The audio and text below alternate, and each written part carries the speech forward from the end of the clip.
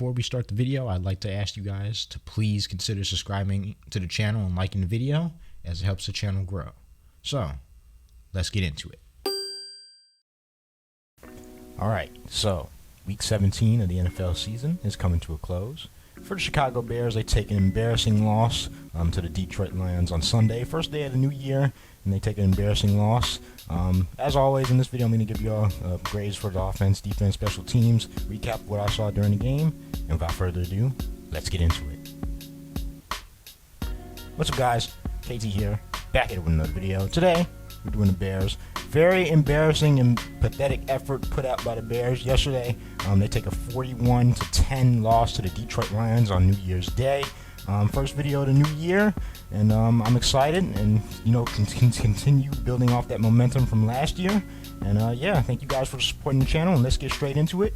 The elephant in the room, as always, how did Justin Fields play on Sunday? Not his best game, especially by his standards. He was 7 of 21 for 75 yards passing, only averaged 10 yards per throw, 1 touchdown, 1 interception, and took 7 sacks on the day.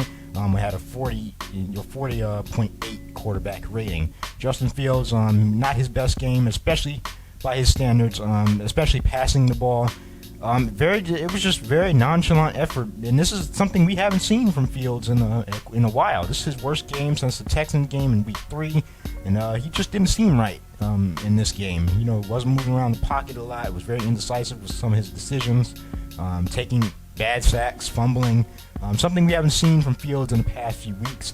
But I can't really drag on the guy too much, because what he has to work with week in and week out, and especially in this game, it showed his teeth. This specific game, it actually showed that this team is just very poorly constructed, and it showed in some of his passing stats, especially getting sacked 7 times on the day and getting hit many more.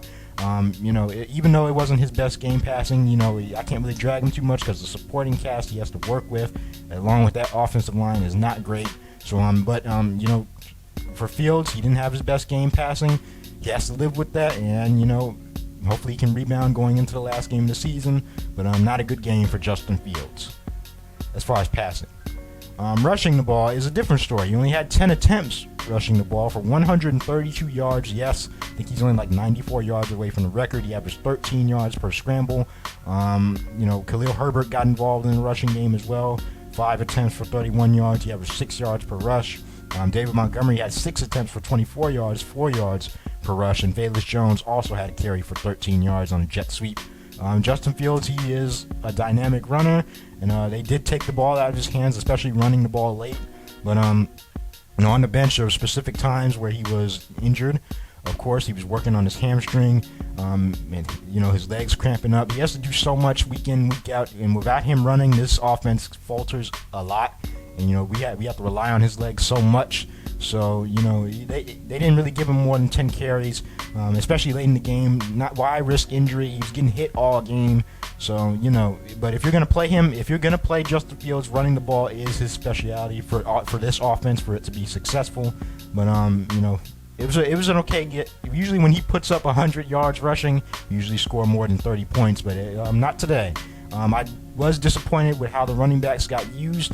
They did not get used at all, especially late into the game. I thought they would have used them more after Fields started getting hit a lot. But no, it felt like the Bears were just dropping back passing on every single play. So the running backs didn't really get involved like that, and that's been a constant theme for the past few weeks. But rushing the ball, not their best category, especially for the running back side. But Justin Fields, he's determined to get that record, so we'll see what happens. Receiving the ball was as putrid as ever this game, and our leading receiver only had 27 yards, and that was Cole Kmet. He only had 3 targets. Equanimous St. Brown, he had 3 targets for 2 receptions for 20 yards. That was late in the game. N'Keal Harry had 1 reception for 16 yards. I mean, it is what it is. At that point, David Montgomery, he had 3 targets for 2 receptions for 12 yards, and then everybody else didn't have a catch. Byron Pringle didn't have a catch. Dante Pettis dropped a lot of passes. Chase Claypool only had 1 target, and Velus Jones only had 1 target. And Byron Pringle, may I mention, he had 4 targets and didn't catch any of them. So receiving was very putrid. Felt like the receivers, to me, were giving a lot of half effort, jogging on routes, especially in that last play before the half when Fields threw the interception to Hutchinson. The guys were just running around. They weren't even running around. They were just walking to their routes. Nobody went downfield. Very lackadaisical effort from the Chicago Bears, and that's something we don't see a lot under Matt Eberflus this year. He has to be disappointed with the effort, but receiving was definitely putrid, so it shows up on the scoreboard.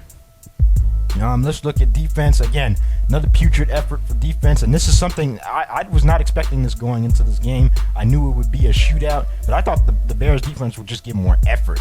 Jamal Williams, the Bears killer, was just running all over them. DeAndre Swift was running all over them. Amon-Ra St. Brown and Jameson Williams were wide open on every single play. Lackadaisical tackling, lackadaisical angles going for tackles, no pass rush whatsoever until late in the game. This is not a performance we're used to seeing, even when the Bears do get blown out. This is not a performance, especially in terms of effort, that we're used to seeing in this team this year, and it reared its head in this game because our leading tackler was Joe Thomas. He only had 7 solo tackles, 1 tackle for loss, and that was basically it. Nobody else really stood out on defense. Nicholas Morrow, he had a tackle for loss as well. I'm trying to see who got the sacks. DB had a sack today, literally. Al-Qadim Muhammad, I think he had a sack, and Travis Gibson, he had a sack. So but it's the same story with this defense. No tackling, no offense, no effort, no pressure on the quarterback. So it was just a very poor performance by the Bears defense to give up 41 to the Detroit Lions, especially in a game where you have a chance to basically put the Lions out of the playoff picture. But yeah, just lackadaisical effort on that defense. Nobody really played well. Special teams, Cairo Santos, he hit a field goal and an extra point. Velus Jones, he was okay on kick return. He had some pretty nice kick returns in this game, but he only had 1, but he didn't really impact the game that much. Dante Pettis had 1 punt return, so I'm just going to get straight to the grades. And you know what? I'm going to do something a little bit different because I'm going to do a team grade that includes coaching. The team grade for this game has to count as an F, as this was a pathetic effort by the Chicago Bears on Sunday. That's not what you want to see, especially out of a rebuilding team.